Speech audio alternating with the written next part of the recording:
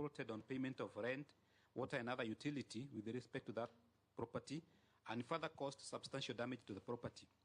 That matter is currently the subject of legal proceedings in Milimani Commercial Courts. And give cited the case number there.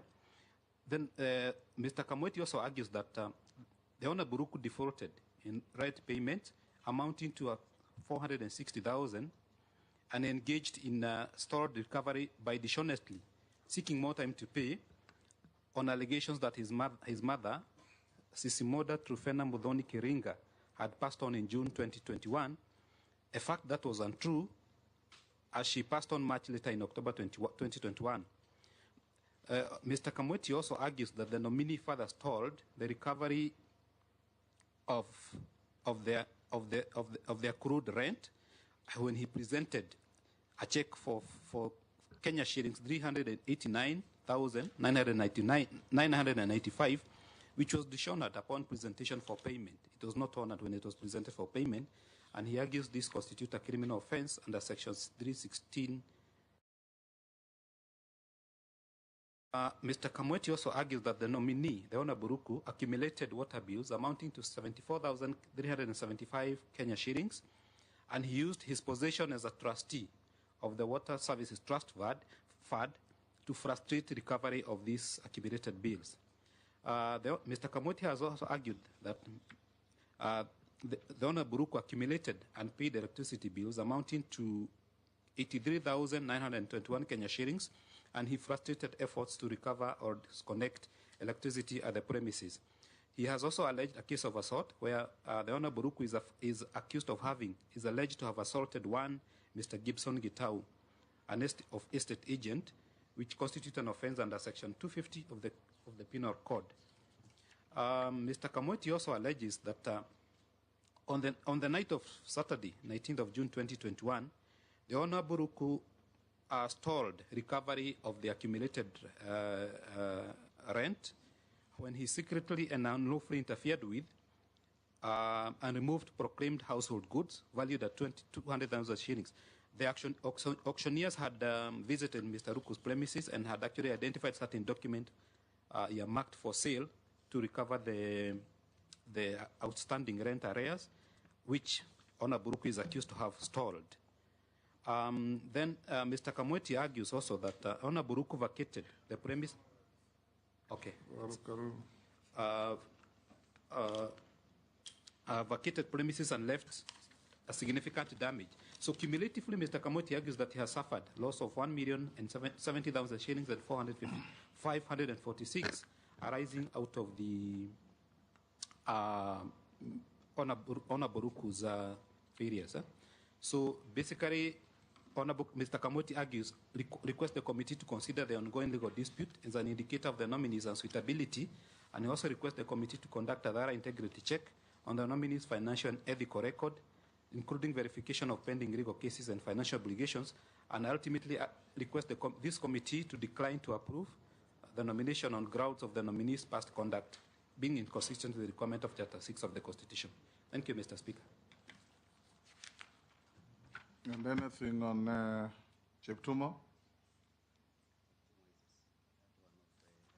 This is the same, the Matindi one. Matindi one on account of gender, to that gender principle and representation of persons with disability. Okay.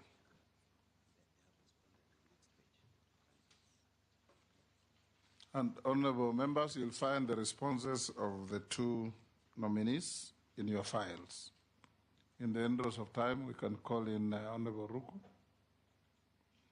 Sergeant.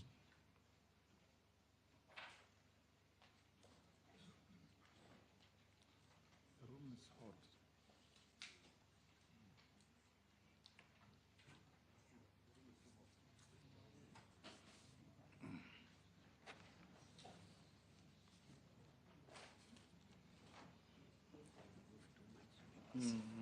Yes, thank you.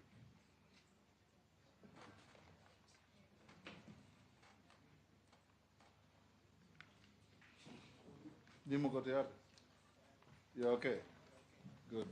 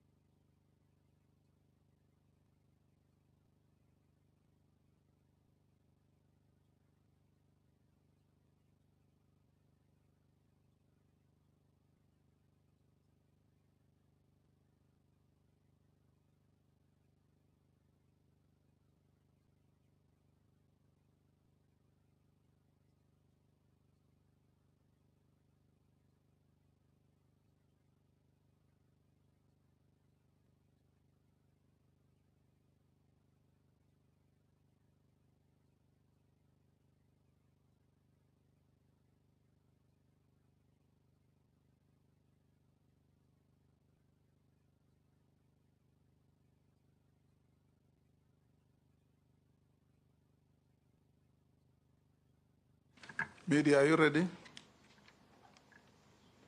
You are?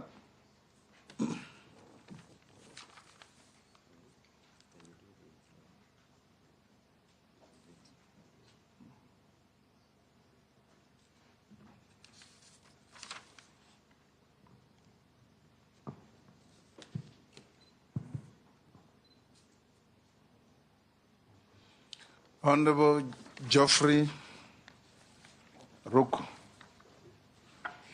We know your name, but tell us your name.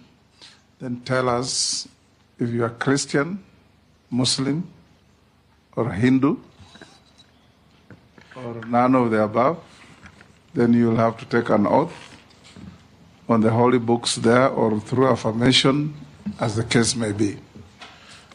Thank you, Honorable Speaker. My name is Geoffrey Kariuki Kiringa Ruku. I'm a Christian. So you'll take an oath on the Bible? Yes. So you may be upstanding.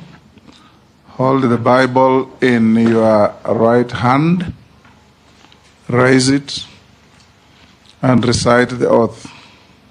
I, Geoffrey Kariuki Kiringa Ruku, do swear that the evidence I shall give before this committee on the matters under its consideration shall be the truth, the whole truth, and nothing but the truth. So help me God. Take your seat and sign to the oath.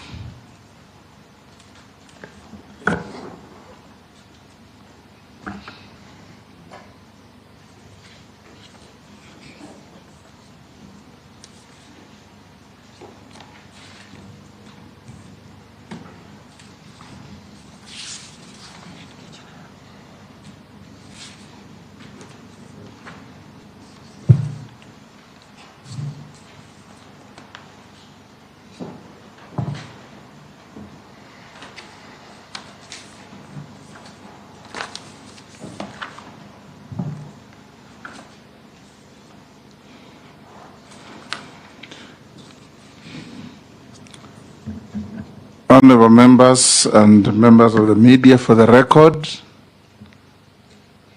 Geoffrey Ruku is a sitting member of Parliament. He's a colleague to all members of this panel,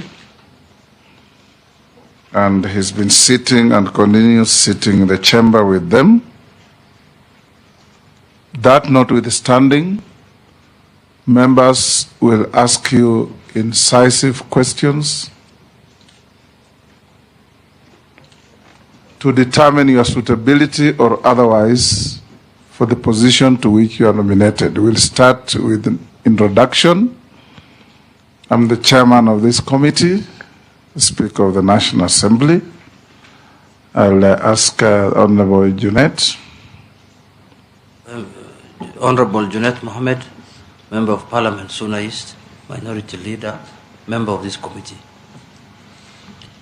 Nelson Koech, Member of Parliament, Belgut, Member of this committee. David Kosing, MP Poko South, Member of this committee. Robert? I'm Ferdinand Wanyonyi, Member of Parliament, Kwanza, Trans Nzoia, and a member of this committee. Abdul Rahim Daoud, MP for Nominee, Meru County, and a member of this committee. George Gitonga Murugara, Member of Parliament for Tharaka Constituency, Tharaka Nithi County, Member of the committee. Milio Diambo Mabona, Member of Parliament, Suba North, Minority Chief Whip, and Member of this committee. My name is Owen Bayer, Member of Kilifi North Constituency, Deputy Leader of the Majority Party, and a member of this committee. Robert Mbui, MP Kadhiani, Deputy Leader of the Minority, and a member of the committee. Stephen Mule, MP Matungulu, a member of this committee. Dido Raso, MP Saku, a member of the committee. Abdi Shuri, MP Balambala, member of the committee. Mishimboko, MP Likoni, member of this committee. Caleb Amisi, MP Saboti, a member.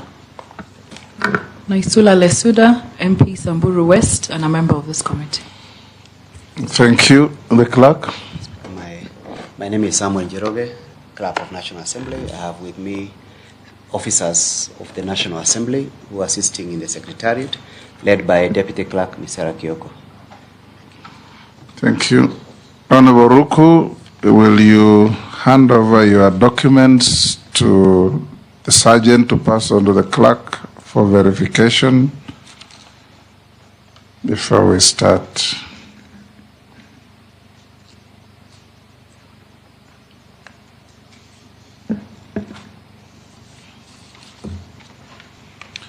Honorable Ruku, you have been nominated by His Excellency the President to be Cabinet Secretary for Public Service, Human Capital Development, and Special Programs. As a nominee before this committee, give us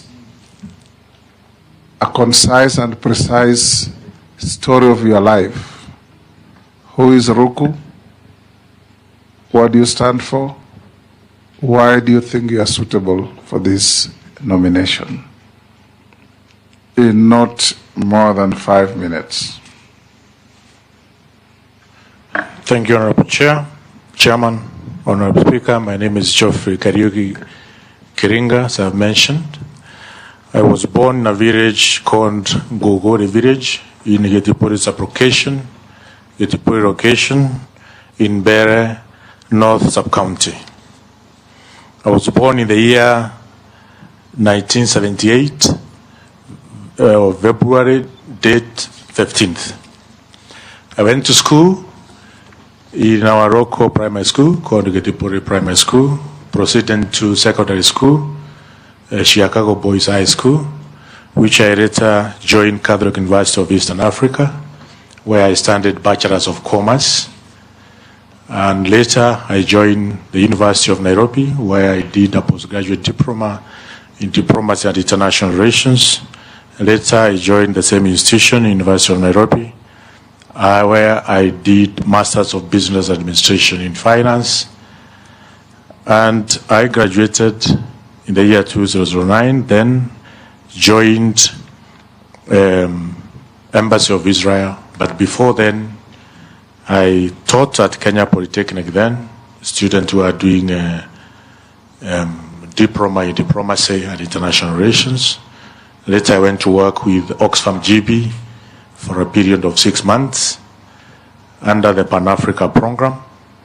And I was interviewed for a whole year by the Embassy of Israel and given a job as the coordinator for international cooperation and development, where I worked for 3 years from December 2006 all the way to 2009. And I ventured into business sector, where I started my registered company called Carbon Man Africa. Later, we formed a joint venture with a French company. We named the joint venture Climate Power Limited. All these companies were involved in implementation of climate change projects, generating carbon credits and selling them in the carbon market. In the year 2015, I was appointed by President then as the trustee of Water Service Trust Fund, which is now Water Sector Trust Fund, where I served for 3 years. And later, I also worked in South Africa for 2 years, from year 2013, for 2 years here, from the year 2013 to 2015, as a dependent contractor implementing raw carbon project, Propua raw carbon project in Madagascar, Malawi, and South Africa. Then I served also as a trustee, and later I filed for the parliamentary seat in the year 2022, where I was elected as a member of Parliament for Mbeere North constituency, the seat which I hold even now. Thank you, Honorable Chairman. Thank you. I'll now invite members of this committee, starting with the minority leader. to ask questions. And like I said, concise, precise answers. No personal engagement in terms of arguments or whatever with the panelists. And members, even of you has a personal relationship that clouds your questioning of Honorable Ruku, you can say so when it gets to you. But we all know you are in the same house, so save us time by not telling us, oh, I'm a member of parliament with Ruku. We all know that. Junet? Thank you, Mr. Speaker.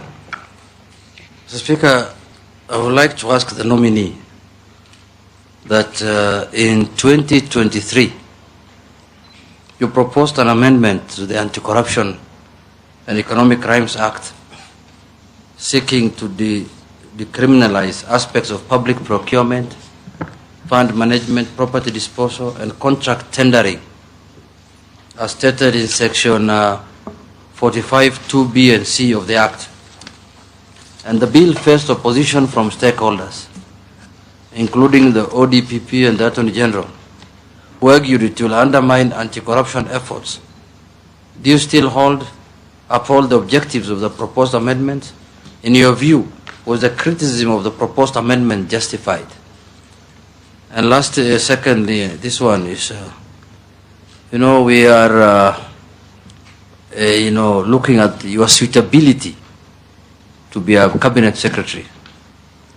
And having served with you the last 2 years in Parliament, in the National Assembly in particular, you came out to me as somebody who was a bit hawkish in terms of when differences occur on the floor of the House, you looked a bit protective of the side that you represented. And as a cabinet secretary, you'll be serving the whole country, irrespective of their political affiliation and all kind of things. To the extent you appear to me to be almost like a bodyguard of a leader in Parliament. So what are your views on those? Thank you so much, Honorable Chairman. I will start with the second question. Article 10 of our Constitution talks about the national values and principles of governance. The national values and principles of governance, Honorable Chair, which I subjected myself to these values, serving as a member of parliament for 2.5 years now. And these are the same national values which I will carry on if I am nominated as a cabinet secretary. The Constitution. You are already nominated. If you are found suitable. Thank you. If I am found suitable. Because before I have been serving and preserving the interests, first and foremost, the interests of the people who elected me, the people of Beira North. But in my capacity as cabinet secretary, I will serve the entire nation without favor and without fear.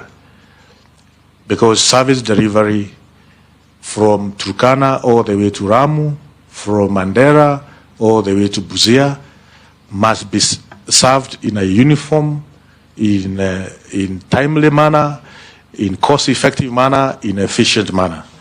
Therefore, the second question I'll answer that, yes, I will subject myself to Article 10 of our Constitution, as well as Article 232 of our Constitution, which talks about the values and principles of public service. Knowing that I'm not partisan to any affiliation, but only taking the interests of the people of the Republic of Kenya. The question number 2 about my proposed amendment of Anti-Corruption and Economic Crime Act. The question which I asked myself, Honorable Chairman, is that we lose money through the corrupt activities or corrupt individuals. At the same time, we end up losing even more money through the process of investigations and prosecution. Investigation and prosecution, which can take even 10 years. That process by itself take resources, take taxpayers' money, And therefore, if we can have laws which ensure that the prosecution of those who are caught in corruption activities is efficient, is effective, doesn't take 10 years, then those laws are critical, are important. We are supposed to enact them as the people representatives. That's why I was seeking to amend the Anti-Corruption and Economic Crime Act, Section 45(2)(b) and C, because also we have an alien word in this section, and that word is prior planning, which is not defined in the Public Procurement and Asset Disposal Act of 2015. The laws should be able to speak to each other. The prior planning term, which is found on Section 45(2)(b) and C, is not defined within this act, and also is not defined in Public Procurement and Asset Disposal Act of 2015. And therefore, the lawyers who go to court, they take all the time to really... the Office of the Public Service and Human Capital Development, CS. What is your understanding of human capital development? And number two, you're on record on having appeared on Citizen TV, one of the morning shows that I've been doing with you, and you did claim that TSC is riddled with corruption, from employment to recruitment, and all sorts of manner of corruption. And you did propose that radical changes are needed. Can you please tell this committee one of those radical changes that you intend to introduce now, if you are approved? Honorable Chairman, can I ask? Call to the questions from Honorable Koech. Yes, Posing. Honorable Chairman, our Speaker, two, I have questions. Number one is, I don't think if we are convinced with his response on the first, which was asked by Honorable our LM, is a very important question. Honorable Ruku, the picture which has been painted in the public is that you are actually fighting against transparency and accountability, and therefore you are a promoter of corruption. Because one, it's not only that anti-corruption bill that you wanted to amend, you also wanted to amend public demonstration. You also wanted to amend the data protection. All that puts you, and in fact we're also mirroring you with the position you're going, which is of public service. It puts you that you're actually promoting corruption, you are actually promoting anti-accountability and transparency. And therefore, it actually does not suit you to be in that office. That's what the picture is. You need to defend yourself before the committee. Finally, Speaker, I represent constituency of rural, right? And when I saw, Honorable Chairman, that Honorable Ruku is going to be in charge of special programs. Special programs, Honorable Chairman, is like an affirmative action for those communities that actually live in very difficult areas in this country, which is about 80% of this country. Honorable Ruku, how much do you know of this country? If I was to ask, do you know a town called Kacheliba, for example, or Elwak? Because if you are not somebody who knows the country, how will you then even make informed decisions in terms of special programs actually to help the people of Kenya? If you know Mbere and Nairobi, because I look at Mbere, Nairobi, Johannesburg, Ghana, and so on. So removing you from actually where these programs is, Honorable Speaker needs to convince me as a representative of the rural constituency. I thank you, Chair. You can answer those four in quick succession. Two from Koech, two from Posing. Thank you, Honorable Chair. Address me as Chairman or Speaker. Okay. Sorry. Thank you, Honorable Chairman. Chairman. I'm not a chair. Okay. I'm sitting on one. Okay. Yes. Sorry, I apologize. Thank you, Honorable Speaker. Honorable Speaker, I start with the question from Honorable Koech One on TSC, Teacher Service Commission. It is true I'm on record saying Teacher Service Commission is corrupt. And it's because I have many classmates who are teachers, both at primary school and also in secondary schools. And I know these, my classmates have gone through what I've gone through the process of promotion. Some of them are not able to get promoted on merit. And in our sub-counties across the Republic, we have some corrupt individuals within Teacher Service Commission at the sub-county level who ask for bribes so that teachers can be promoted, whether in primary schools or in secondary schools. And as a representative of Beira North, I felt this is not right. This should not be the case. And that's why I called Teacher Service Commission that the practice which some of their officers at the level of sub-county, they should be stopped.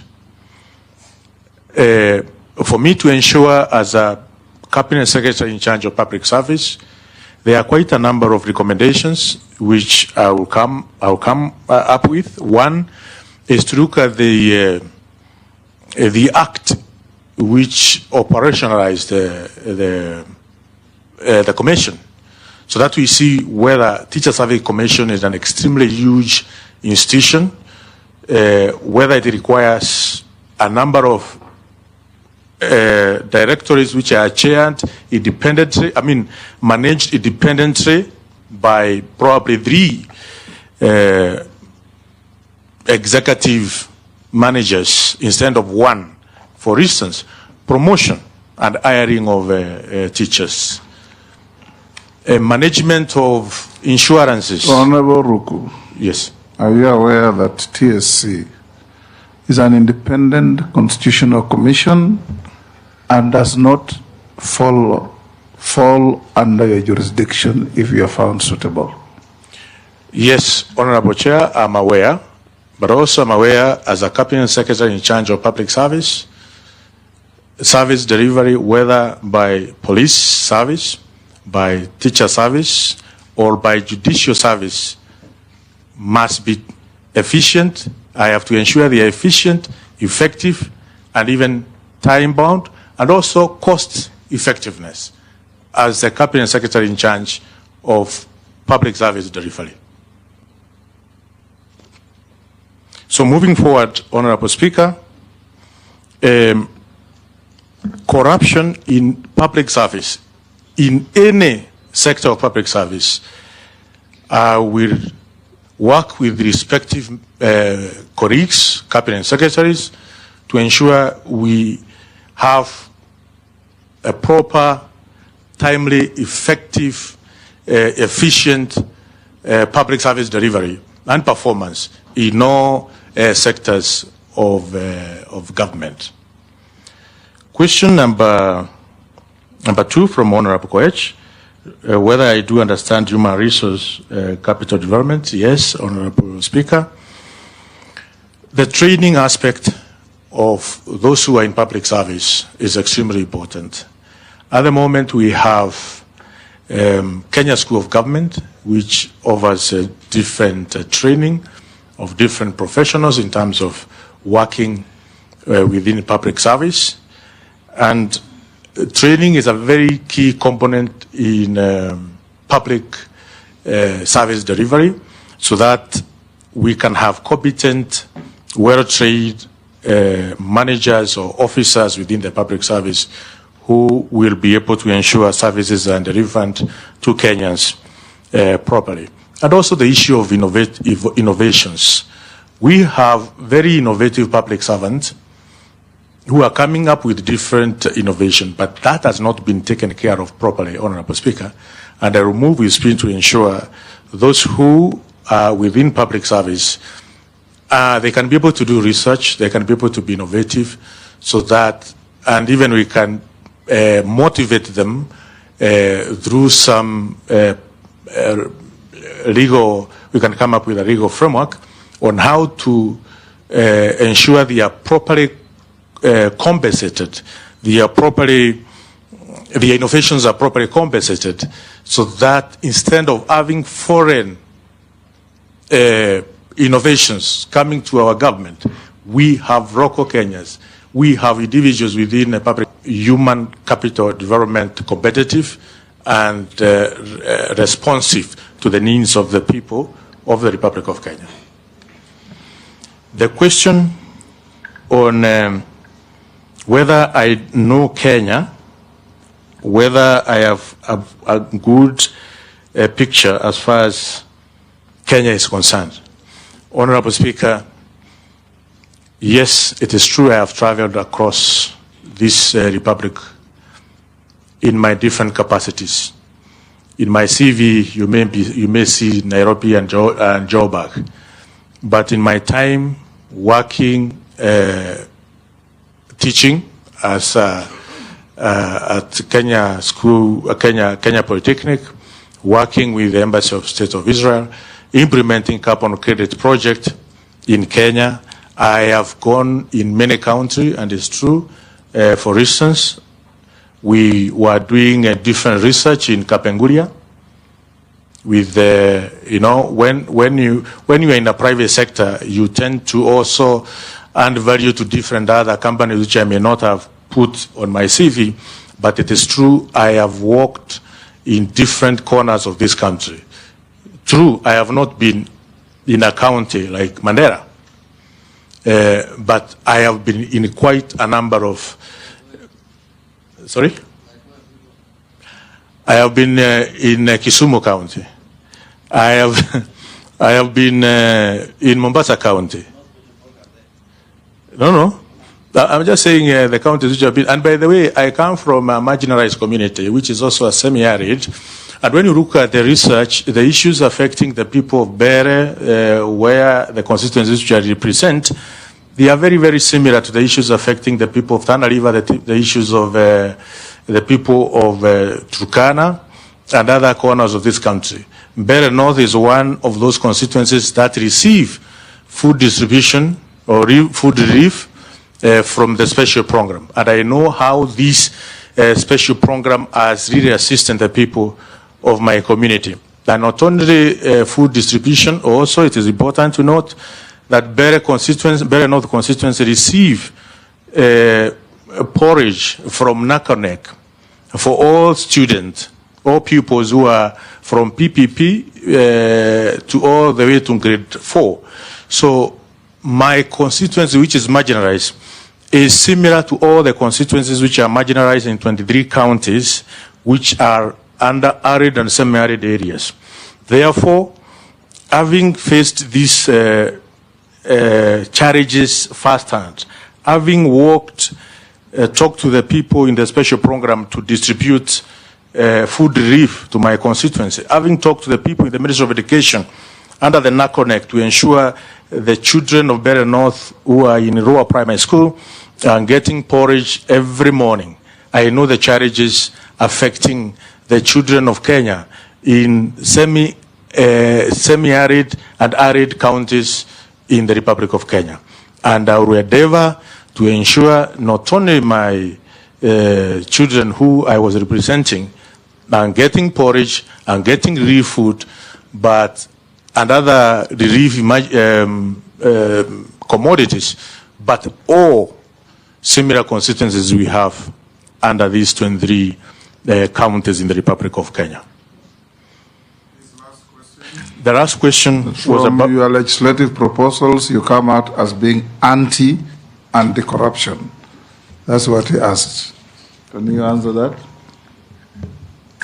Honorable Speaker, if you read the objects of the amendment of Anti-Corruption and Economic Crimes Act, we are very clear that the act seemed to criminalize frauds within the Public Procurement Act, which essentially should be criminalized. But at the same time, the criminalization of these frauds should not also make Kenyans, taxpayers' money be lost in a due process of prosecution and investigation. Honorable Speaker and my colleague, Honorable Kosin, will agree with me. Many cases, many corruption cases have been withdrawn. Many corruption cases have been acquitted. But monies, huge amount of monies, taxpayers' monies were lost. Acquittals have been there, withdrawals have been there, but monies from taxpayers were lost. We have not seen anyone asking that question. What happens because we acquitted this, but monies were lost? So there are other methods to ensure we are not going to lose money through corruption and at the same time lose monies through investigation and prosecution processes. That Kenyans lose two ways, through corruption and through administration of justice. So I am not in any way trying to promote corruption. Number two, Honorable Speaker, about the Assembly and Demonstration Bill. The Assembly and Demonstration Bill does not limit them. What this Assembly and Demonstration Bill is trying to endeavor is to protect the rights of other persons who may not participate in demonstrations, in assemblies, in picketings, and presentation of petition to public authorities. They have also the right to enjoy the natural state of environment which they conduct their business in. They have the right to go to hospital without intervention, children to go to schools without any hindrances. So also the right of children, the right of those who are sick need to be protected. So I was seeking to ensure we conduct demonstrations in the Republic of Kenya without causing damage, without loss of right. Without losing life, because we have lost lives in demonstration. No life that should be lost because of demonstration. No property that should be destroyed because of demonstration. Children of the Republic of Kenya should go to school any time when the school is open. We have seen school getting closed in this republic because of demonstration. So it's trying to bridge the two. The right of those who are demonstrating and also the right of those who are not in getting involved in demonstration, and especially the vulnerable, the sick, the old, and our children to enjoy the true state of environment. Robert. Yeah, thank you, Mr. Speaker. The Honorable Ruku, you are being proposed to be CS for public service and human capital. So, there's a point of order from Junet. Speaker, before we move forward, you see, the nominee is saying he's not limiting, he's not doing limitations of rights that have been given by the Constitution. Mr. Speaker, the Constitution provided in an Article 37, every person has the right peaceably and unarmed to assemble, to demonstrate, to picket, and to present petitions to public authorities. And it did not say there, Parliament should come up with legislation to implement that article. It is very clear in the Constitution that so long as you are peaceful and you are unarmed, then you are allowed to participate. But now you are bringing extra conditions to the Constitution that school children going, sick people, nobody is interested in those ones. Aren't you not curtailing this freedom enshrined in the Constitution? And if the people are armed and they're not peaceful, then it becomes a security issue now. The security people have the legal mandate to deal with such cases. Why are you not using Parliament to curtail that right? Thank you, Honorable Speaker. Article 37 gives two conditions for Kenyans to be able to enjoy the right to assemble, to demonstrate, to picket, and to present petitions to public authorities. These conditions are peaceably and unarmed. Honorable Speaker, we know we have seen armed demonstration, violent demonstrations in the Republic of Kenya. For instance, 1 week ago, we saw doctors demonstrating at the gate of the National Assembly. It was peaceful. It was not armed. That is what the Constitution talks about. Such kind of demonstrations are so much encouraged and well taken care of under the Article 37. Mr. Speaker, but also, Honorable Chair, we have seen destruction of superhighway because of demonstration. We have seen Kenyans losing life during demonstration. We have seen many Kenyans losing property. Supermarkets across the Republic, along Rudhuri Avenue, destroyed. Supermarkets of one of the honorable member from Kieni, completely destroyed because of demonstration. So as long as we have peaceful demonstration, we have seen teachers demonstrating peacefully and unarmed. Those demonstrations are the intent and the letter of Article 37 of our Constitution.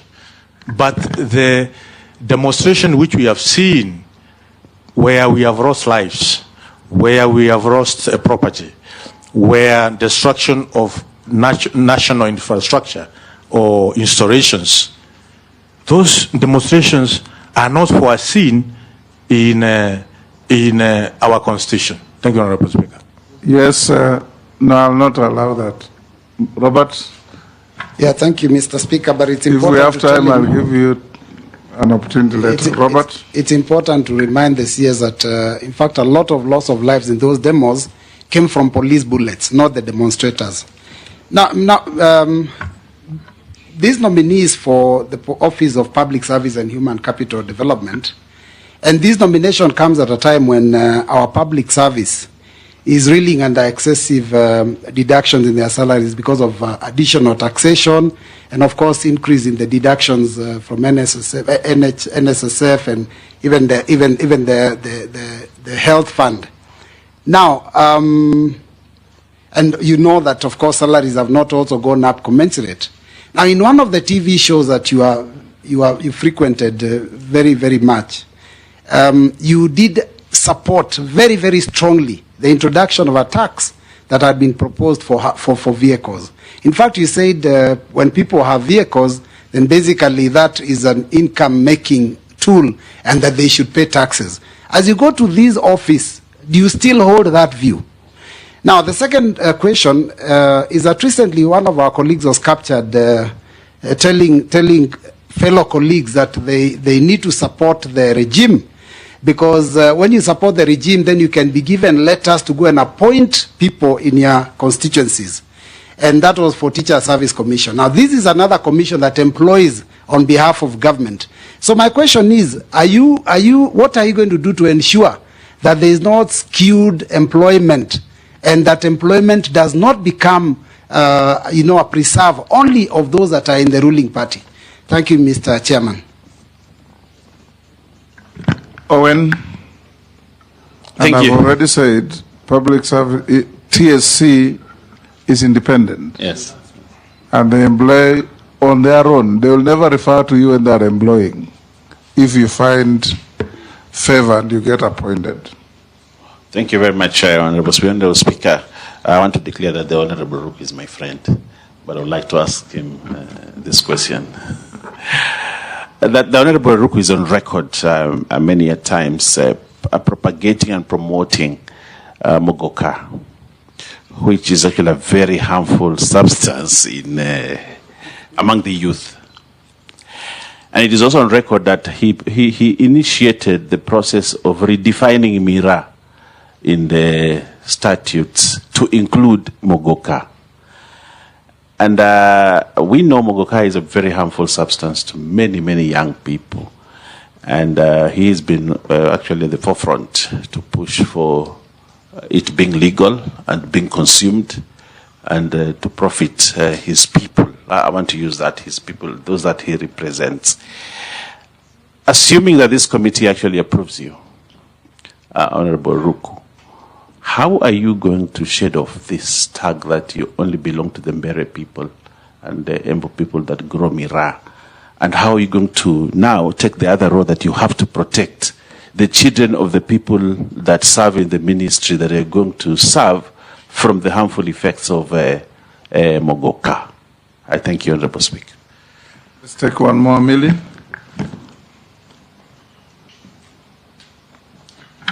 Thank you, Mr. Speaker.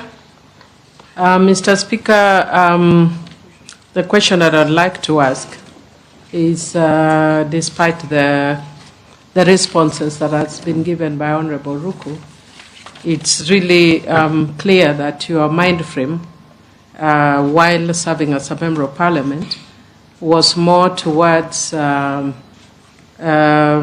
limitations, if I would say, of constitutional rights. If you are taken or if you take up this position, you will definitely be taking on a different role where you are not serving a constituency, but you are serving Kenya as a whole. When I look at your CV, in your earlier life, you worked a little bit with the human rights sector, Oxfam, GB, and all that. And you worked a lot on issues of gender-based violence, amongst other things. It may be a long time, and maybe that's the reason that you have deviated a little over the years.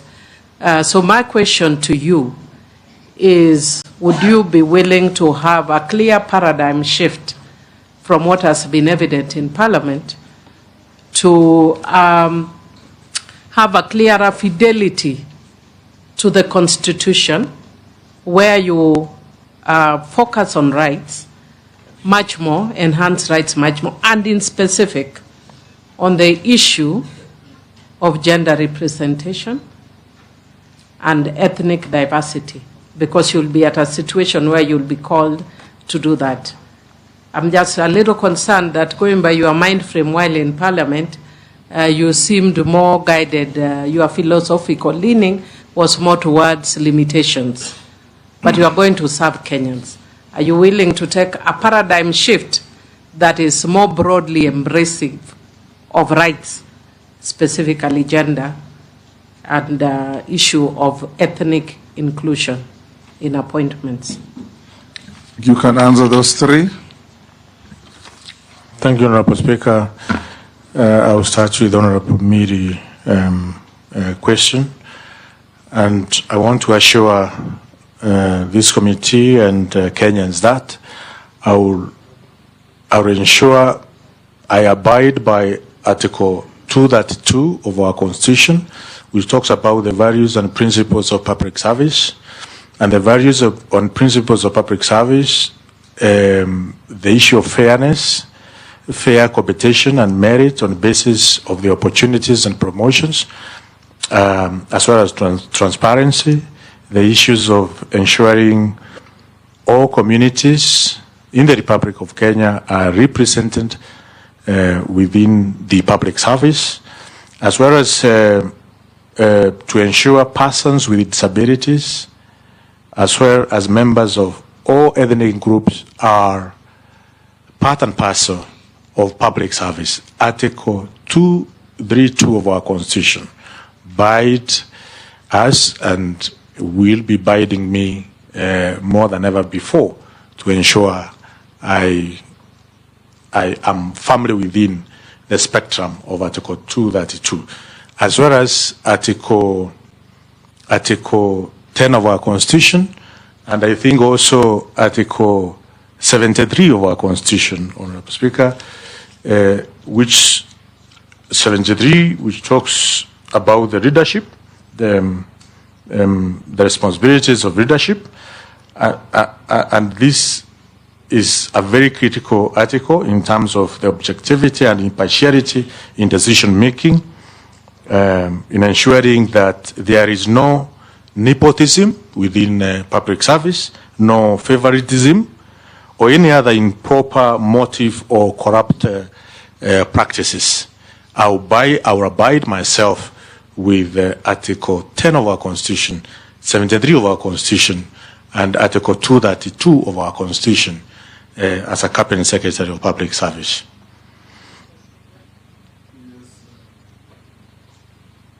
Thank you. I think that's a good, fair comment.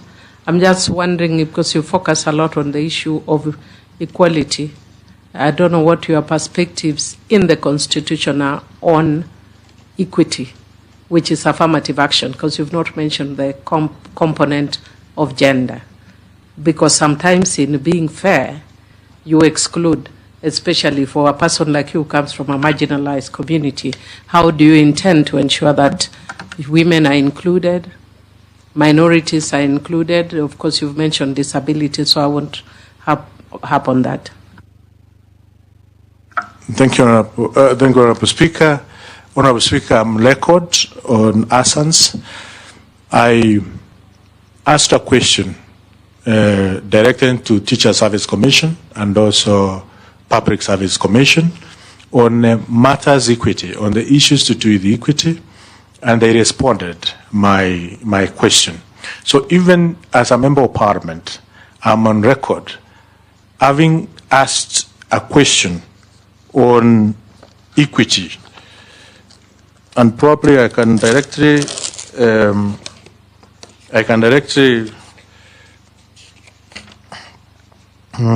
a question on Public Service Commission on action taken to mainstream marginalized groups and communities in the public service in line with Article 232.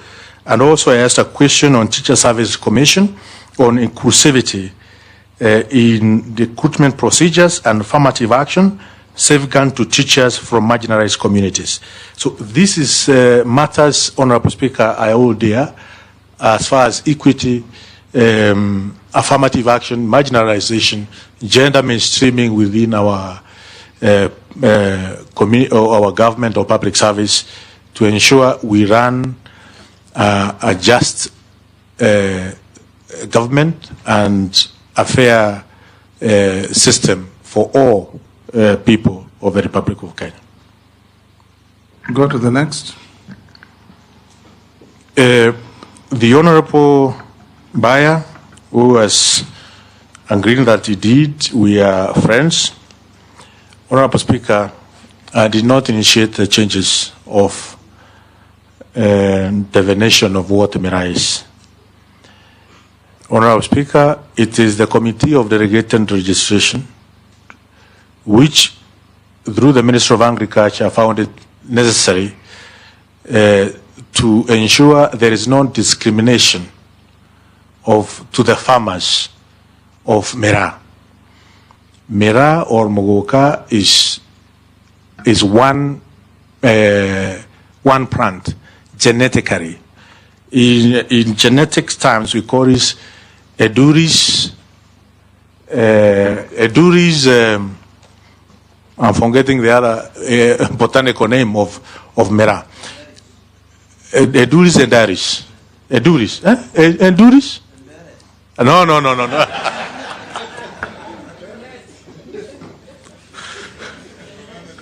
Don't be misled.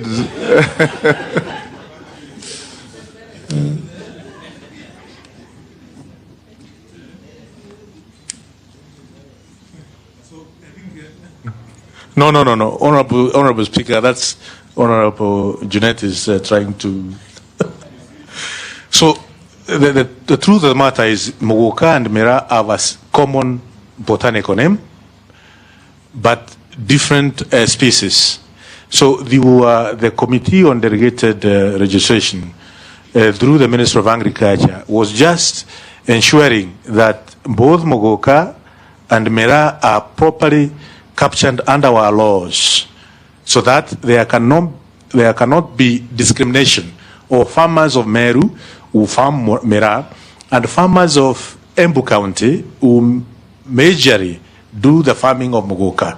And it's not only farming of Mogoka happens in Embu County, but also in Makueni County, at the moment in Nyeri County, in Murang'a County, also in Nakuru County, even Machakos County. We have farmers who are doing the farming of Mogoka.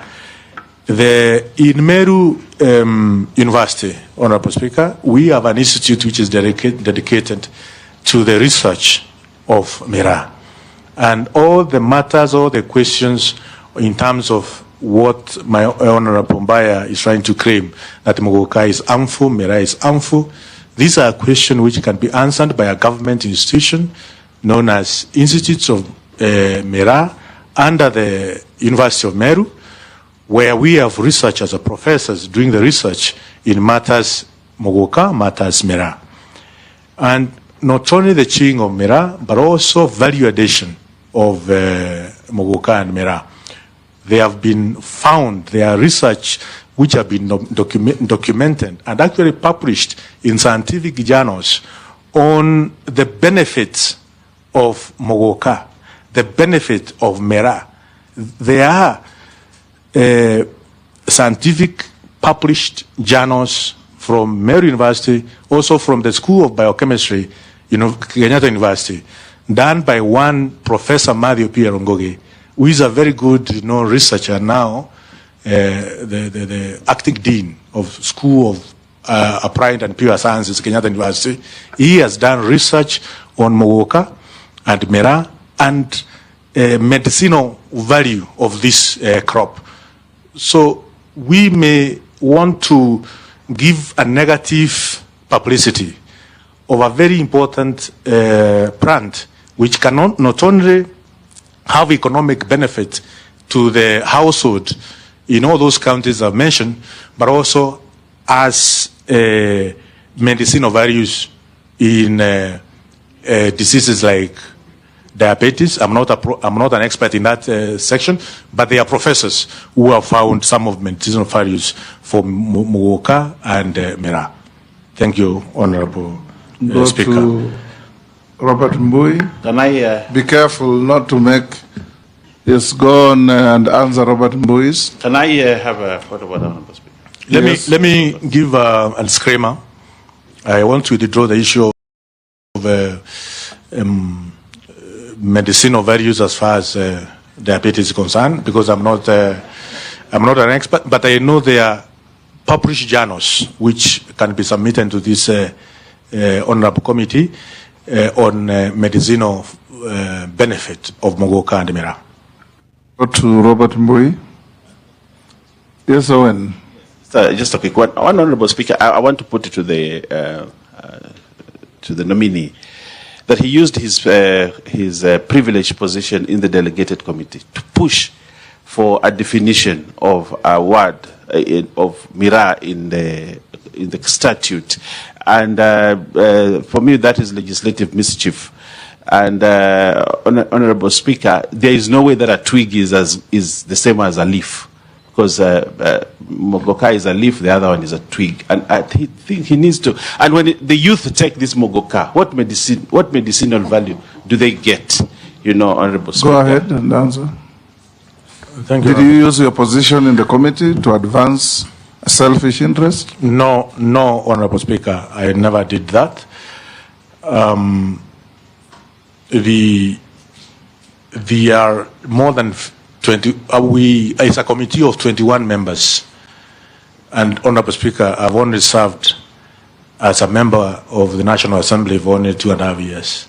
I don't think I have all those powers and roping capabilities which Honorable Mbaya is trying to claim, that within a very short period of my stay in Delegated and Registration Committee, and we are talking in 2023, meaning I had only served for a couple of months as a member of Parliament, that I had the capacity to do what you are calling legislative mischief.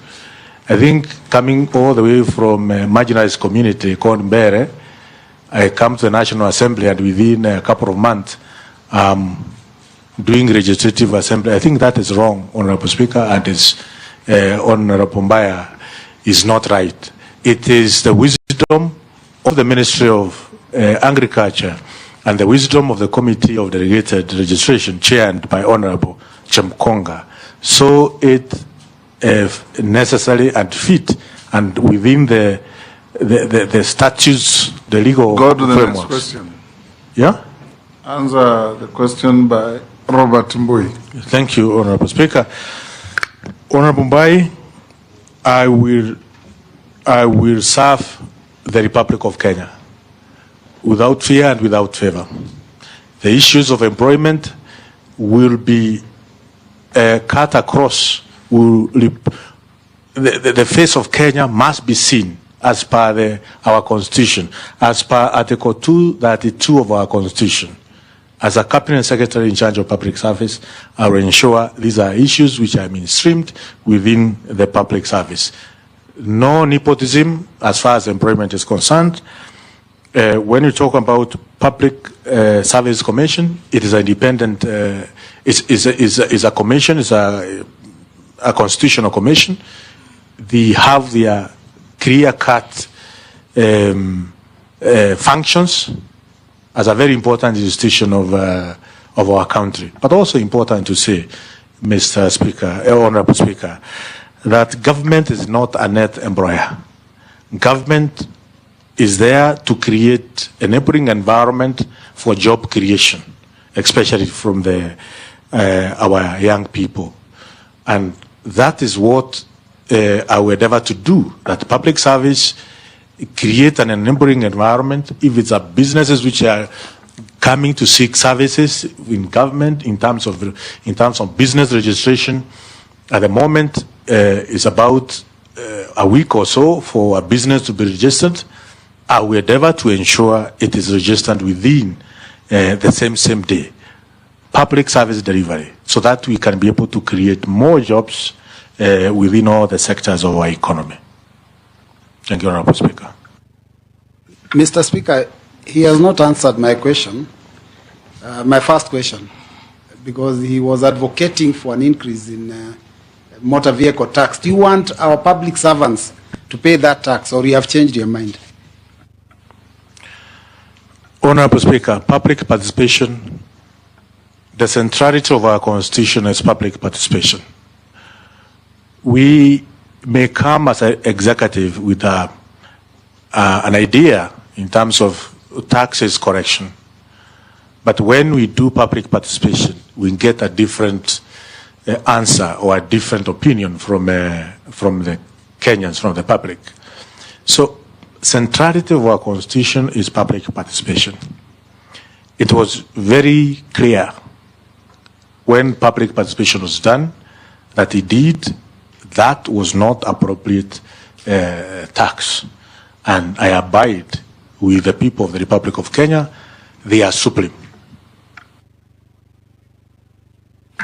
George, thank you. Then Dawood, then Ferdinand, in that order. Thank you very much, Mr. Speaker. Mr. Speaker, I wish to get a clarification from the nominee on the basis that the government is actually the largest employer in the Republic. That goes without gainsaying. Number two, it consumes about 60% of our budget, slightly more, on wages. And therefore, there is a hue and cry in the country that the government wage bill is bloated. The converse of that is we have these hundreds of thousands of young people who are not employed.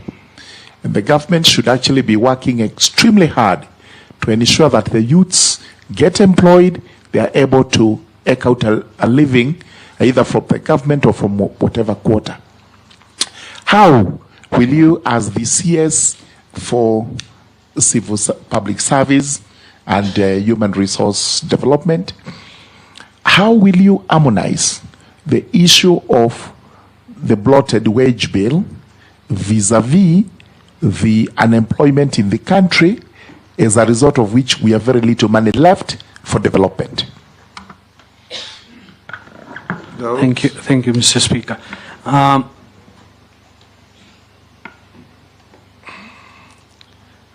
If the nominee is ready, can I? We've heard a lot about ghost workers all over the public service, in the counties and all that.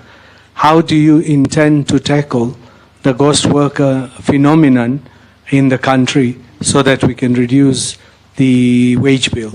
Secondly, there is a bill in Parliament which seeks to take away some of the powers of the Public Service Commission. What is your take on that, if you are aware? And if you are not, there is a bill which I took to Parliament, the Public Service Principles and Values of Public Service, which says each and every year you are supposed to submit a report on how we have done the public service, regards gender, minorities, disabled, and all that. Because we've not had that report for a long time. How are you going to tackle? Those are 3 questions. Thank you.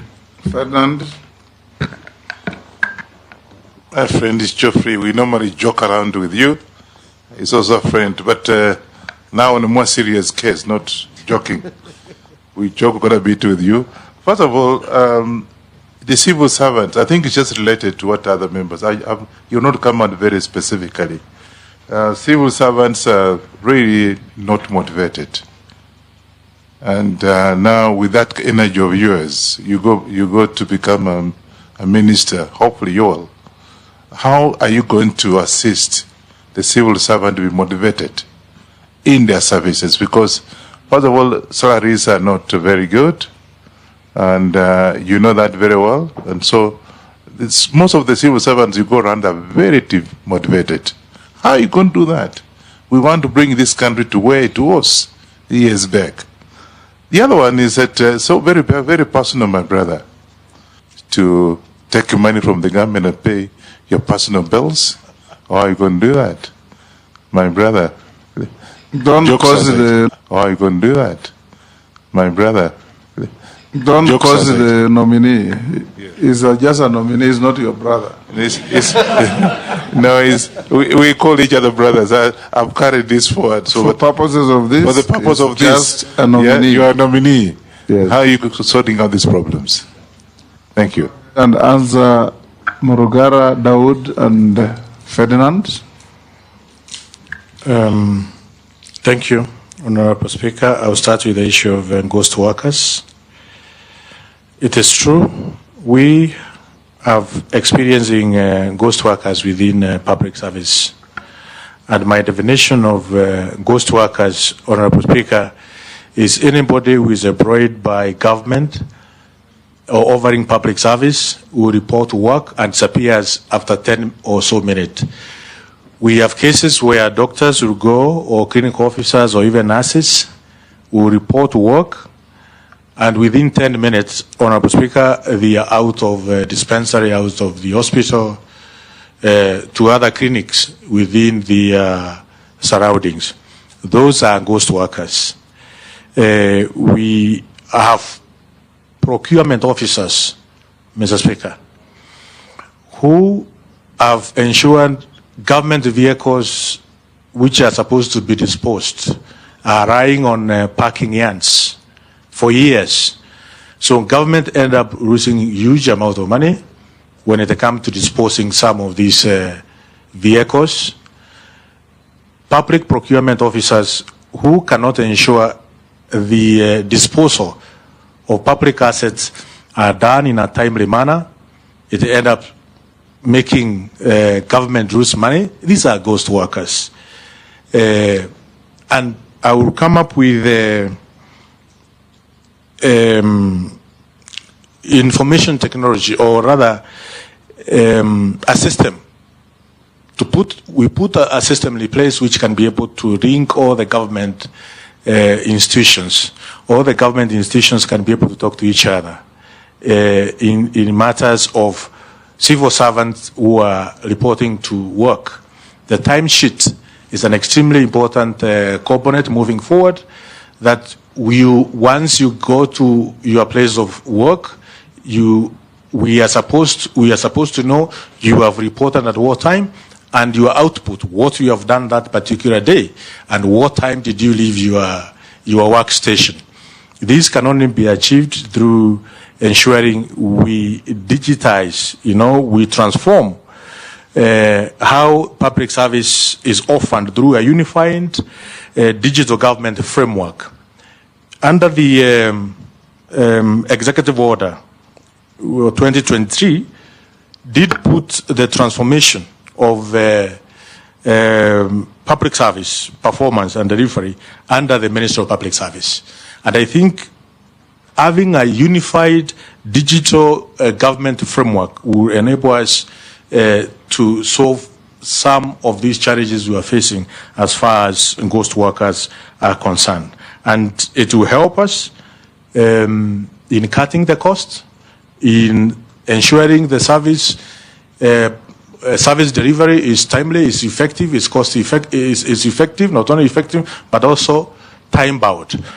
Going to the second question on bloated wage bill, yes, it is true the government of Kenya has a huge wage bill at the moment, and which need to be relooked at. But at the same time, when we are talking about bloated wage bill, Honourable Speaker, how can we ensure it is within the required space? The remuneration of public servants is very important, but it's the same which is increasing the wage bill. So a proper review of demand and supply of public services need to be done. The public servant who we have within the public service, do we need them? Probably there are those who we don't need them within the public service. The services which they are offering, are they truly needed? So this is a review which needs to be done so that we can be able to tackle the problem of bloated wage bill. But also, we need to automate the monitoring system to ensure attendance and output are commensurate. Because if you go to the office and you do nothing for the 8 hours, your output is zero. You don't need to be paid any coin from the taxpayers' money. So these are some of the reviews which we need to conduct urgently to ensure that indeed those who are working within the public service, their services are needed first and foremost, and where we don't have, we can be able to get the supply of the services. But also importantly, we need to unify and have a digital government framework, and I know at the moment the government is trying to digitize quite a number of services, but they are still disjointed. We need to ensure they are unified, and also we need to ensure that we don't pose security risk through having vendors of these systems coming from other parts of the world. We need to develop our local solution to ensure we don't pose security risk to our very vital information. So it must be a coordinated, sovereign, and cost-effective approach in terms of unifying a digital government framework. The other question is about motivation of civil servants. True, we have very hardworking civil servants who need to be motivated, but also at the same time we may be having some who are not very hardworking, and that's why the issues of service charter, which used to be there, are no longer very prominent at the moment. Moving forward, I will ensure the service charter is prominent. We know how long, if a Kenyan wants a service, how long that service should take, and what the cost implication of that service. If it is an issue of getting title deeds, which has been a very big problem, services in our hospitals, services in our police stations, we need to ensure that there are service charters, and all the state departments or government bodies should go out there to the public to tell the public that this is what we do within our institution or our State Department. And the services which we offer to the public are this. It is your right. They don't cost money. They are free and should not take more than this time. So the issues of service charter is a thing which I will ensure moving forward we are going to institutionalize in all the service, in all the areas of our ministries. Also, coming up with a legal framework which will ring fence the innovations which are done by by public servants, may it be in our universities, may it be in our different institutions, so that we can motivate these very hardworking and intelligent public servants in our institution. That if you come up with an innovative way of solving some of the problems we are enduring, then we are facing, then there is a legal framework on how you can benefit from your sweat. Not that the government will take your innovation and run away with it without even eliminating you in a way. We need a policy framework. Go to the next question. The question by my brother that from where I sit, I don't owe anybody. There is that I saw the petition, which is not under, which is not it's not sworn in as an affidavit. It's not done under the commission of oath. So, and it's a matter which has been there in court for even before I became a member of Parliament. And Mr. Speaker, I would not want to comment on a matter that is which is active in court. You can answer his question whether you'll use your position to spend public resources Thank you. to meet personal obligations. Thank you, Honourable Speaker. No, I will not spend government resources or public resources to do personal issues. Mr. Speaker. Yes. Honourable Speaker, on a point of introduce yourself, put yourself on record, so will Gikaria for the record. Thank you, Honourable Speaker. For the record, Kimani Ichung'wa, Member of Parliament for Kikuyu. Honourable Speaker, I was saying on a point of order, we are not asking Honourable Ruku to delve onto the matter in court and the merits or demerits of that case. What we'd want to know is a matter surrounding your integrity as a Cabinet Secretary nominee. Are there instances then, even on that matter in court, where you have defaulted in paying rent owed to a landlord whose house you occupied, and have you settled that debt? Because I think that is a matter that Member for Kwanza was trying to allude to, because again we cannot hide behind the sub judice rule that is a matter before court and the technicality of the matter not having been on a sworn affidavit. We therefore want to know, have you defrauded anybody, whether on rent or on any other matter, because the matter touches on your integrity as a public officer? Thank you, Honourable Speaker. I can confirm I have not defaulted or defrauded anybody on matters rent or matters concerning private business or private engagement.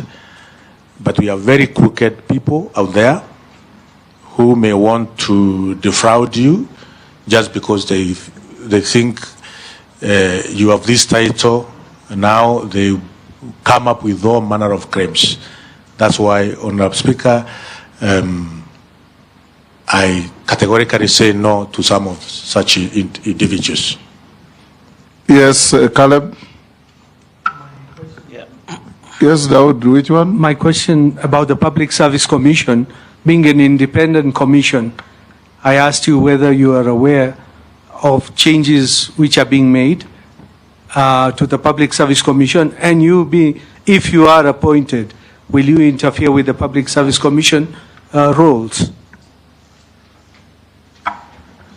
Honorable Speaker, I confirm that the Constitution of the Republic of Kenya is clear on the functions and mandate of Public Service Commission, and I will abide by the Constitution of Kenya without interfering the mandate and functions of Public Service Commission. However,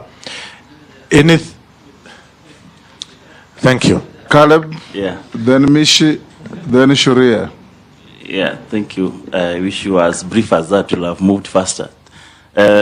Speaker, I just have two questions. One, the office that you are going to occupy, if you are approved by this committee, requires a person of high emotional intelligence. And you've seen previously public officers, after they're either impeached or fired, they come out and release information to the public, information that probably the public ought to have known while you are serving in that office. But we get treated to these theatrics after you've left the office.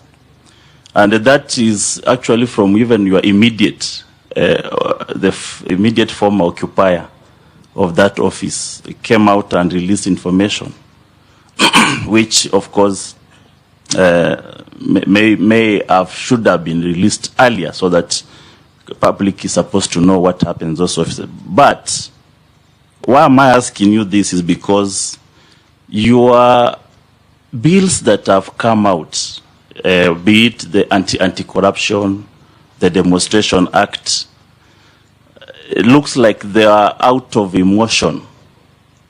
If demonstrations were done by the other camp, maybe the supporters of Raila, they were done by Gen Z, they were not favorable to your side. And that's the reason why you decided this is how I'm going to handle my opponents. So this puts you on a person who lacks emotional intelligence. You act out of emotions, and this is a position that requires a person of high integrity as well as emotional intelligence. Are you emotionally intelligent enough not to treat us to another Muturi kind of theatrics? Then secondly, the Huduma Center and the services, it looks it was a revolutionary idea, but it has had a lot of Kenyans have complained so much about the services at the Huduma Center, whether it is working, whether the data from the citizens are protected or are not susceptible to international hackers. How safe is our data? How revolutionary was this idea? And how are you prepared to handle Huduma Center services to the satisfaction of the citizens? Because as it is now, citizens are not, and this is the meeting point of all citizens of Kenya, whether they are from opposition or the government, whether they are supporting you or not. This is the meeting point of citizens. Direct Recruitment Power Service Commission. So for you, my question is, what is your perspective on this approach? Do you believe other public officers should pursue similar autonomy in their recruitment processes? Do you also think that this can assist in fighting corruption in terms of public recruitment, especially in the issue of nepotism and tribalism? That's my first question. My second question, what are your views on the proposal to amend the Constitution to reduce the number of elected and appointed public officials to alleviate physical pressure caused by the public sector wage bill? Thank you, Honorable Chairman. Thank you, Mission. Next, Sharia. Thank you, Honorable Speaker. To the nominee, strategic planning is crucial in realizing new policies within the public service. It guarantees that government agencies function efficiently and effectively while remaining responsive to the needs of the citizenry. What is your experience, if any, in strategic planning and policy formulation?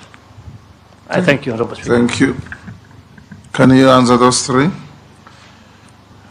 Thank you, Honorable Speaker. The emotional stability. Yes, Honorable Speaker. I'm able to.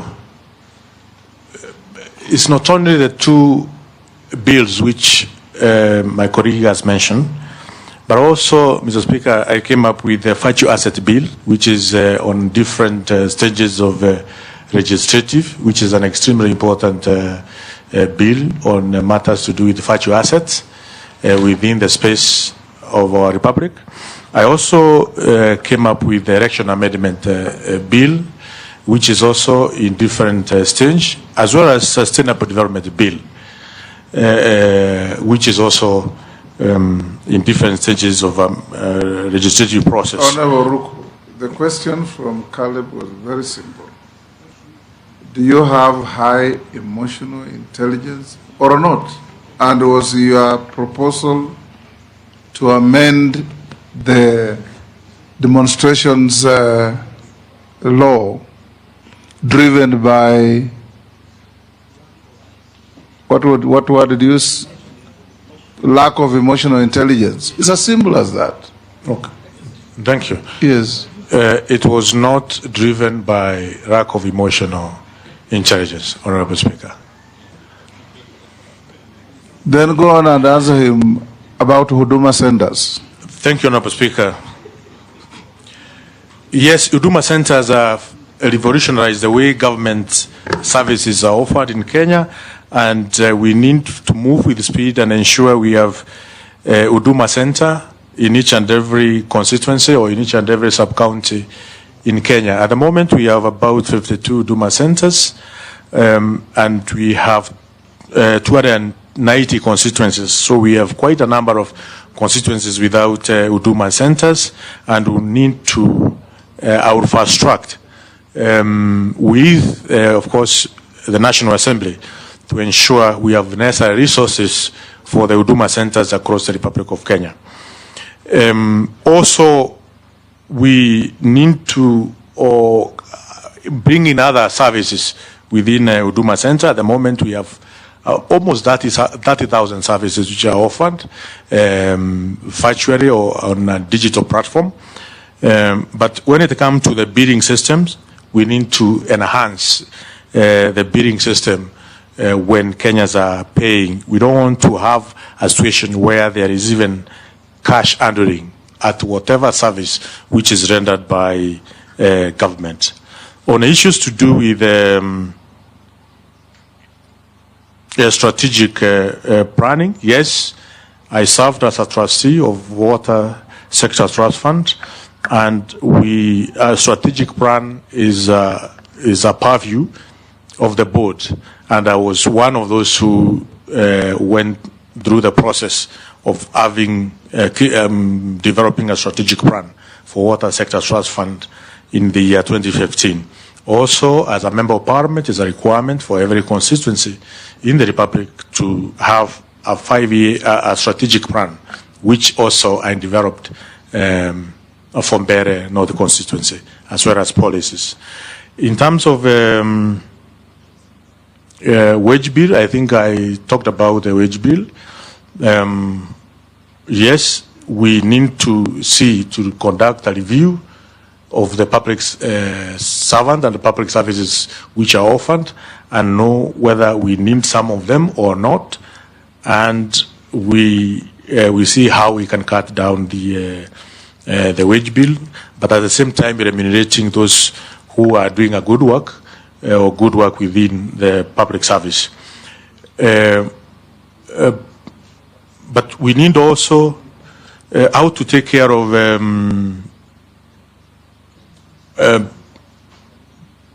public. His question was, can you remind? Honorable Mishi asked that your predecessor supported autonomy for the AG's office to recruit on their own. Are you also going to support the dismembering of PSC to give autonomy to all other government entities to to recruit on their own?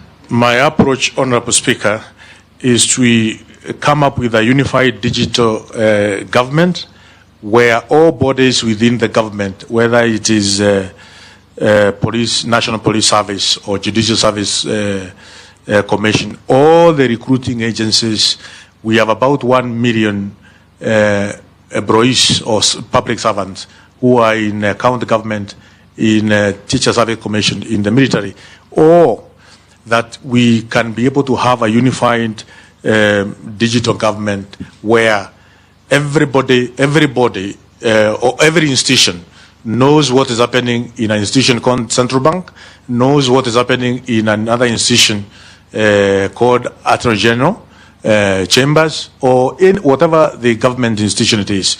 So there is a way we can have a unified a digital government through employing innovations that we need to talk to each other, and every institution has an autonomy of carrying out their mandate properly, but within the laid down public service regulations. Point of order, Speaker. Point of order. Of course, it's our colleague, but Honorable Ruku, why don't you be just direct? The question was, are you supporting dismantling of public service recruiting and allowing everybody to recruit or not? This idea of digitization, how does that come into that question of answering? Honorable Ruku. Honorable Speaker, I said I will abide by the functions stipulated on the Constitution as far as Public Service Commission is concerned. Sufficient. Yes. Can we have Raso, Mole, and then Naisula? Thank you very much, Honorable Speaker. Honorable Ruku, I believe you are familiar with the phrase, Caesar's wife must be above suspicion. You have been involved in carbon credit. And also in your response to Honorable Kosing, you are likely to be in charge of famine relief to those deprived communities in arid and semi-arid lands. My question is, are we going to trust you that you sitting at an elevated position are not going to enrich yourself or those around you? My second question is, going through your CV, I note that you have not worked with mainstream government. And further, you have worked with foreign governments here in Kenya by association or by doing business with them. Are you familiar with Official Secrets Act? And if so, how will you be bound by it? Thank you, Honorable Speaker. Mule. Thank you very Honorable Speaker. Nominee, first I want to pick from where Ichung was left on the issue of integrity. And I've heard you say very clearly that you don't know anybody. I just want to remind you, you are before this committee under oath. And if we sit down as a committee and we find that you lied to us, how do you want us to treat you as our colleague? Secondly,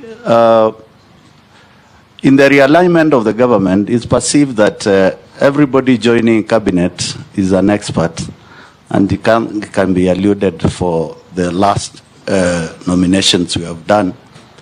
Are you experts in public matters? And what is your expertise? Thank you. Naisula. Thank you, Chairman. So, listening to my colleagues and most of the perceptions that are out there, you know, depending on the laws that you proposed, so it seems that, and even what others would think, you're abrasive on the positions that you take them so strongly.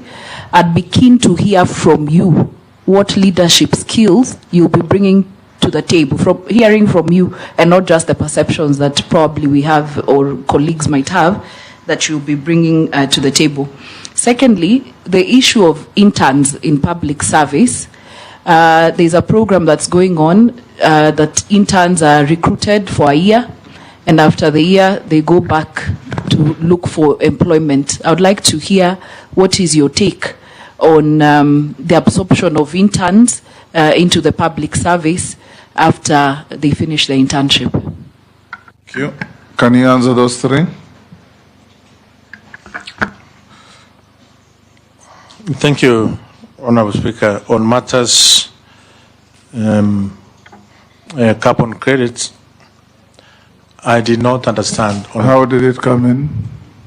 I was asked by Russell, he asked you, you are going to be in charge of distribution of relief food and other relief materials. Are you going to use your position if you are found suitable to enrich yourself? No, Honorable Speaker, I will not use my position to enrich myself. That was your question, Honorable Russell. Now go to Mule. There is a second part of my question. Yes. And it has to do with the Official Secrets Act. Yes. I will be I will abide by the oath of secrecy as a public servant and as a cabinet secretary. Now go to Mule. Have you lied to this committee? Honorable Speaker, I have not lied to this committee. That was your second question. On what is your expertise Honorable and Speaker, suitability for the office to which you are nominated? I have served as a member of Parliament, which is a public office, for 2.5 years, and a very rigorous office for that matter.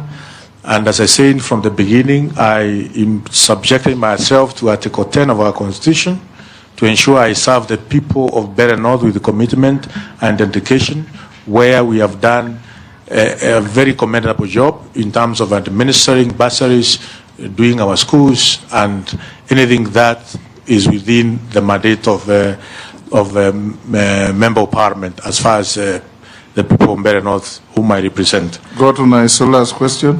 In terms of leadership, I'm very firm when it comes to what I believe in, and I think as a cabinet secretary, I will serve the people of Kenya firmly to ensure service delivery trickle down to the very remote places and corners of the Republic of Kenya, and they are done timely and efficiently in all corners of the Republic of Kenya, firmly.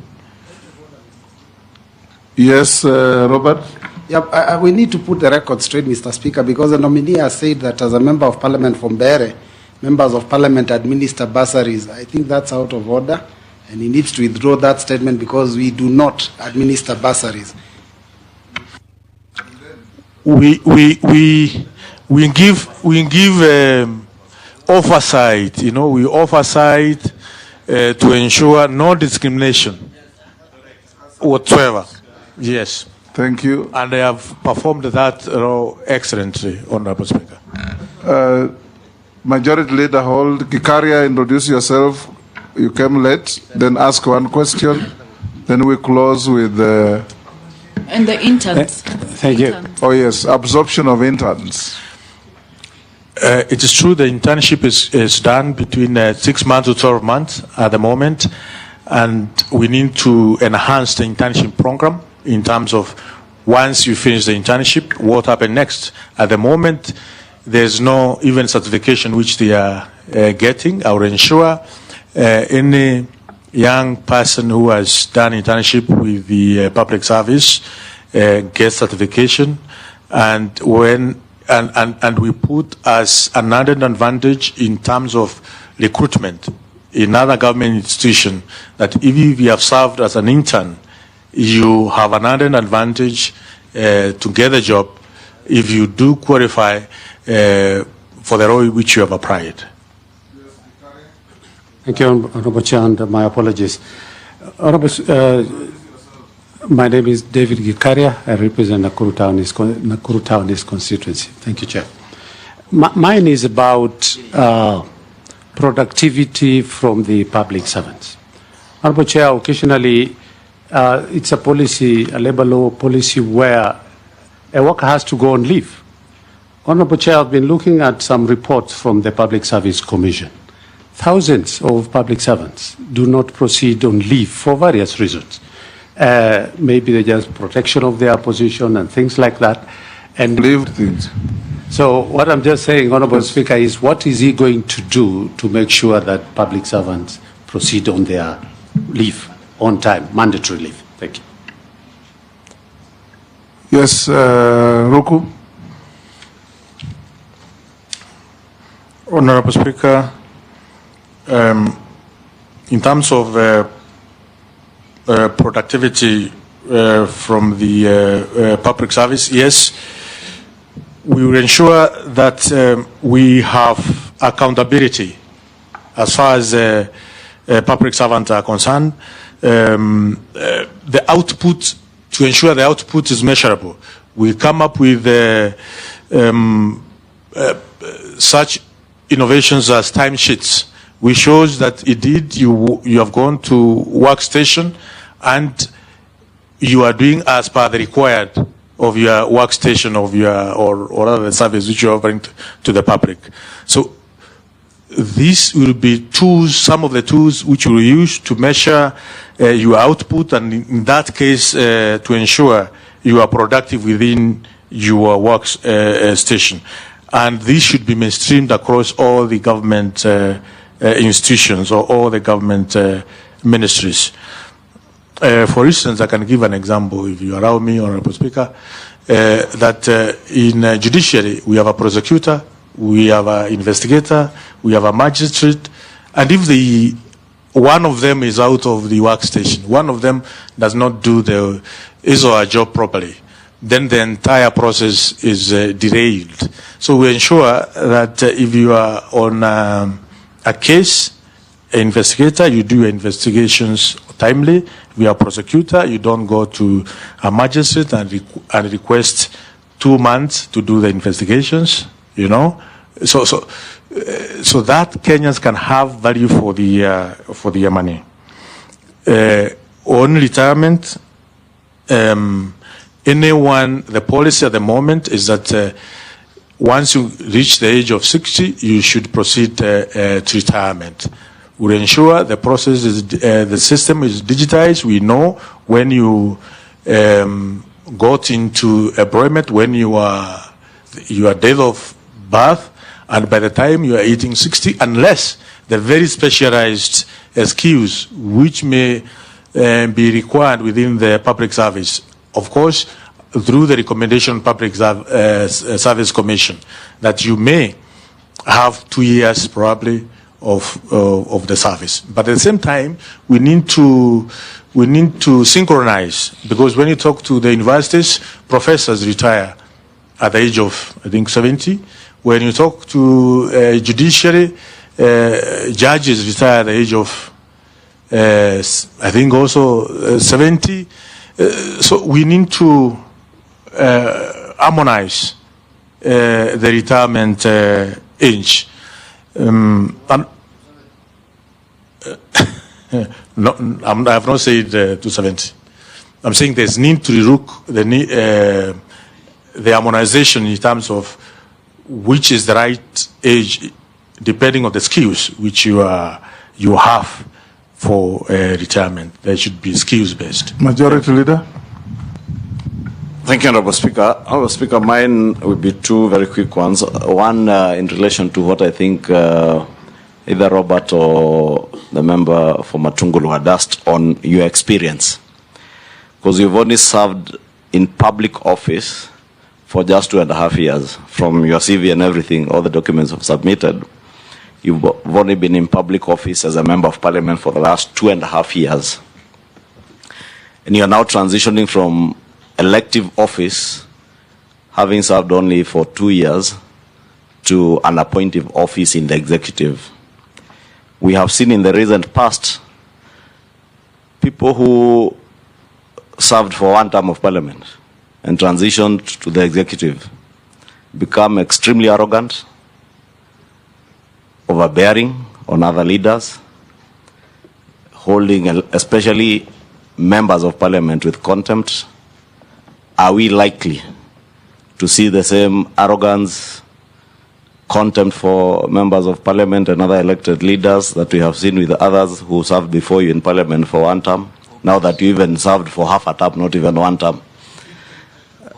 Do you see the hubris that we've seen before with you?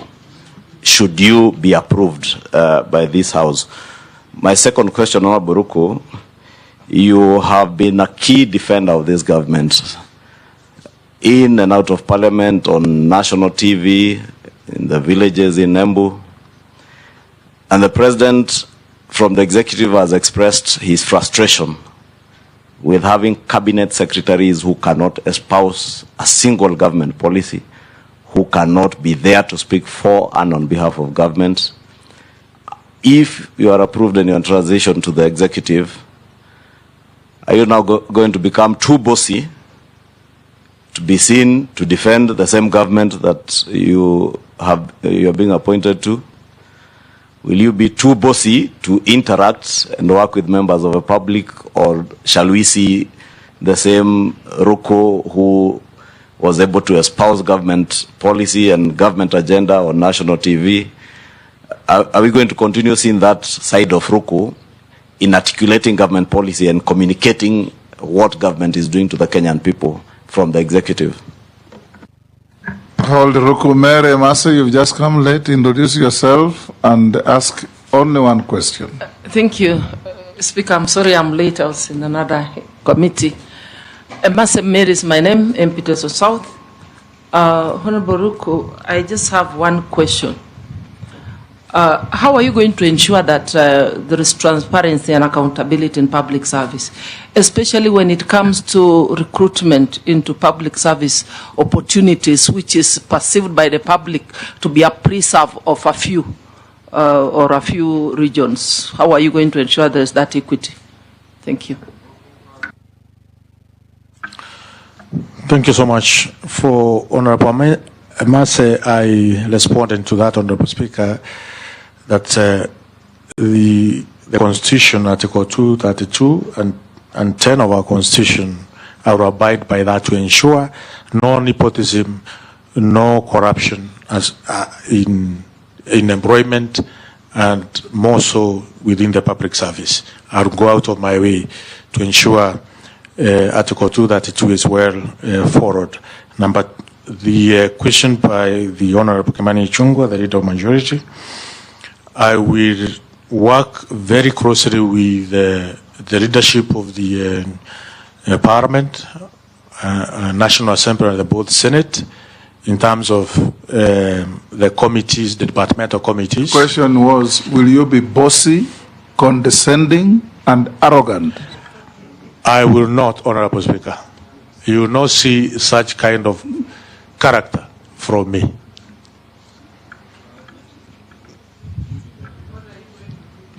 Point of order, Speaker. Let him answer Masa's question first.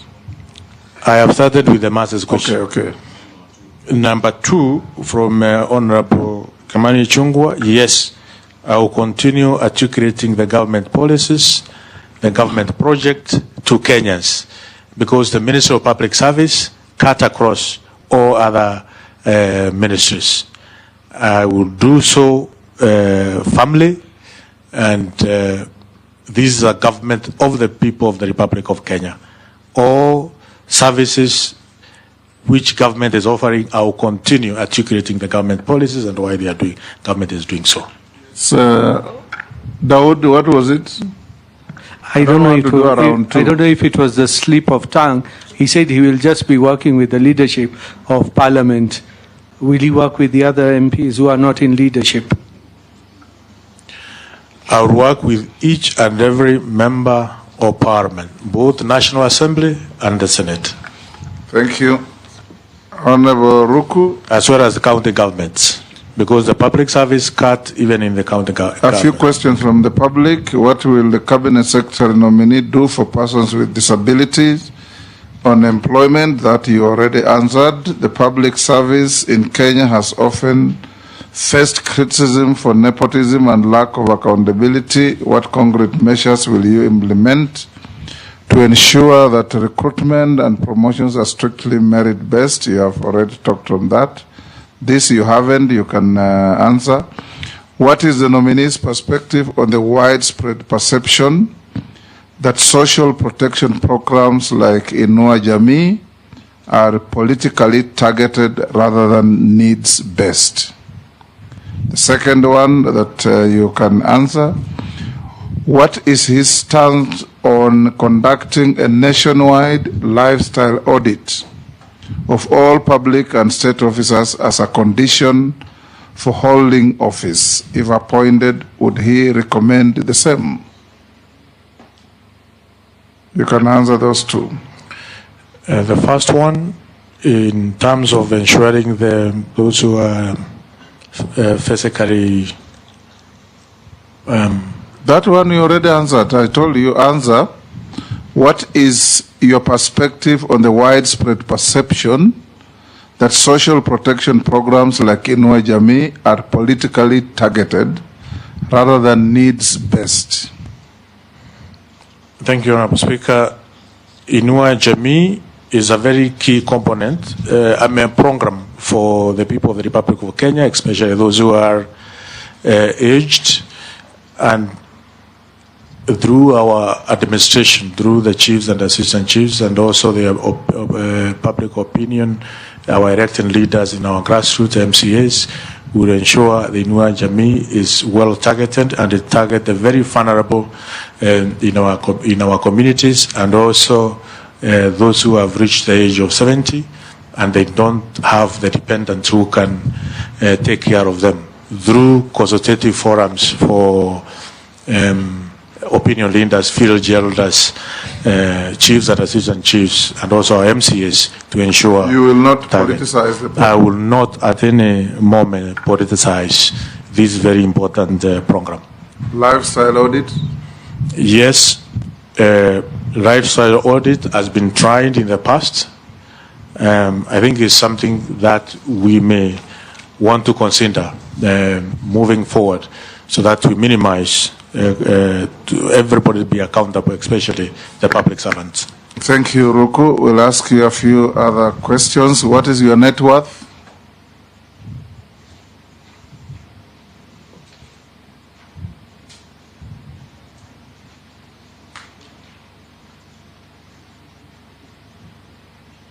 Thank you, Honorable Speaker. Land and buildings, about 40 million. Family residence, 60 million. SACCO and savings, 15 million. Share from private company, 250 million. Motor vehicles, about 12 million. A total of 377 million. Have you ever been convicted of an offense in a court of law? No. Have you ever been adversely mentioned in a parliamentary committee report? No. Do you hold any office in any political party? No. You are not an official of DP? I'm not an official of DP. I'm a member. Have you ever been dismissed or removed from office for contravention of provisions of Article 75 of the Constitution? No. We have received your documents, they have been cross-checked with what we have and have been found in order, so we can now release you to go to your other duties. I thank you, Honorable Speaker and Honorable Members, for this opportunity to interact with this very important committee and also with Kenyans. Thank you so much. Thank you, and may you have a good afternoon.